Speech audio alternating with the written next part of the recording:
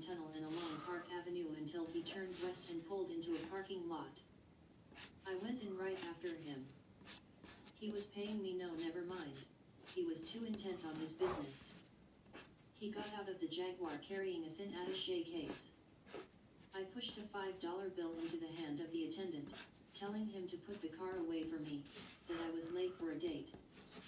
He grinned and nodded. My pink Policios carried me along the sidewalk 10 feet behind the chemist until I saw him turn into a bistro on West 51st Street. Its neon sign blazed with red and blue light, telling the city this was the Harem Haven. The Harem Haven was a night spot famous for its honest-to-God belly dancers. I walked into a smell of roasting meat and beer just as my underground movie director entered a telephone booth at the rear. The diners were too busy watching the gyrations of a plump girl whose belly was swinging and looping above a gilded belt in a stripper's panel of gold satin to bother looking at me. The overhead spot was on, highlighting her flesh but turning the rest of the Harem Haven into a darkly shadowed dimness. I was grateful to the belly dancer because the darkness served to hide me as I shrank close to the bar. A couple of businessmen relaxing after a tough day creased their necks to ogle me hopefully. I ignored them. I pretended to be watching La Belle Turk as she twisted and bobbed in rhythm to the Turkish darbuka drums being played by two dusky-skinned men in fezzes and brocaded vests. Cregan came out, looking thoughtful. I moved toward the door. If he stayed to eat, I would be forced to do the same, and his chances of seeing me would be increased. He apparently had no appetite. He kept coming for the door. I ran out and into the darkness of the New York sidewalk ahead of him. There was a store window half a dozen steps away.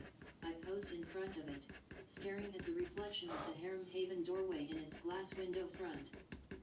Henry Cregan showed me his back as he turned away and began walking toward 6th Avenue. I followed him to the southeast corner of the Avenue of the Americas. On the far side of the street, I watched a man move out of the shadows and advance on him. Cregan held out his hand. The man took it, shaking his hand. Then Cregan handed over the thin attaché case. In my purse, there was an infrared camera. I got it out and started snapping pictures. I had several good shots of Cregan, even better shots of his drop. We knew all about Cregan at LUST headquarters. It was the other man we know nothing about. Well, we would know all about him as soon as our photographic experts got their grubby little paws on the film I was using up. Copies of those pictures would be on their way all over the country minutes after the Super XX panchromatic film had been processed. Eve, honey, I congratulated myself. We've done it again. It was at this precise moment that somebody shoved a gun in my spine. Easy, doll, a voice whispered. Say one single word, utter so much as a groan, and you get a bullet between your spinal discs. A hand reached past me, snatched at my Canon FTQL camera. Walk, doll, said the voice. You might think that on the corner of 50th and the Avenue of the Americas, at about 7:10 p.m. of a cool summer night, I would be safe from danger.